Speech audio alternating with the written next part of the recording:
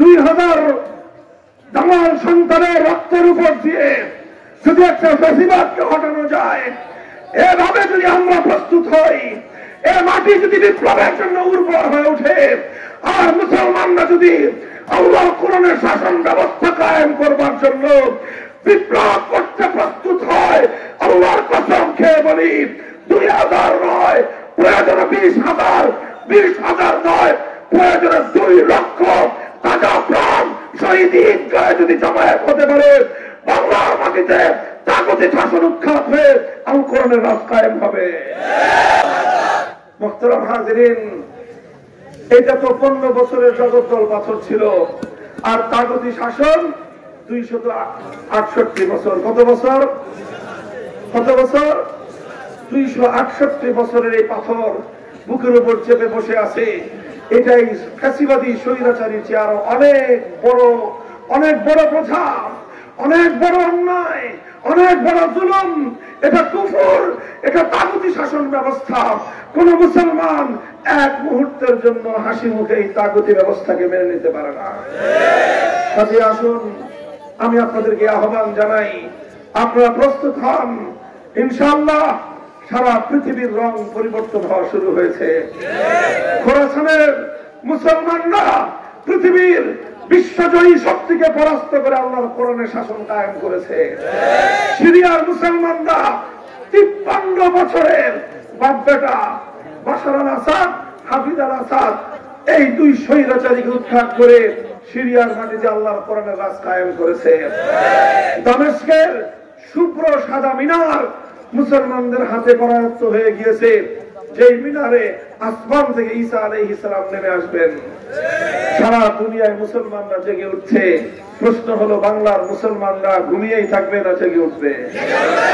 আলামত দেখা যাচ্ছে, লক্ষণ দেখা যাচ্ছে। স্কুল, কলেজ, ইউনিভার্সিটি সব জায়গাগুলোর ইয়াং জেনারেশন তরুণরা এখন তাওহীদি চেতনায় বিশ্বাসী হয়ে উঠছে।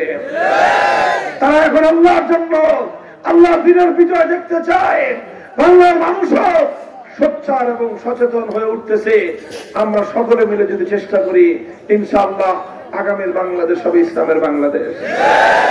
কথা বলেন ঠিক না বেঠিক? মুহতারাম হাজিরিন, তবে এটা শুধুমাত্র বক্তৃতা দিয়ে হবে না, শুধু স্লোগান দিয়েও হবে না। এটার জন্য আমাদের সকলকে পরিশ্রম করতে হবে, দাওয়াতি কাজ করতে হবে, দাওয়াতি মেহনত করতে হবে, ঘাম ঝরানো মেহনত করতে হবে।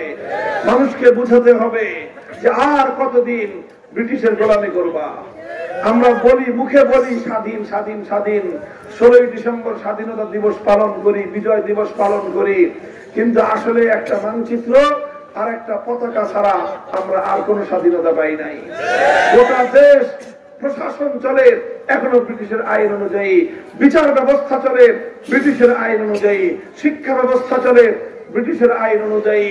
কাজেই দেশ স্বাধীন হয়েছে, জাতি স্বাধীন হয় নাই। পতাকা স্বাধীন হয়েছে, আমরা জাতি হিসেবে এখনো স্বাধীন হই নাই।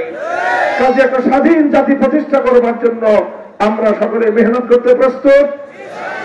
প্রথমে ঘাম ঝরানো মেহনত করতে হবে, এরপরে অশ্রু, চোখের অশ্রু দিয়ে আল্লাহর সাহায্য চাইতে হবে। ঘাম আর অশ্রু দিয়ে যখন আমরা মেহনত করব, আল্লাহর কাছে সাহায্য চাইব, তখন এক সময় এই জমিন বিপ্লবের জন্য উপযুক্ত হয়ে উঠবে।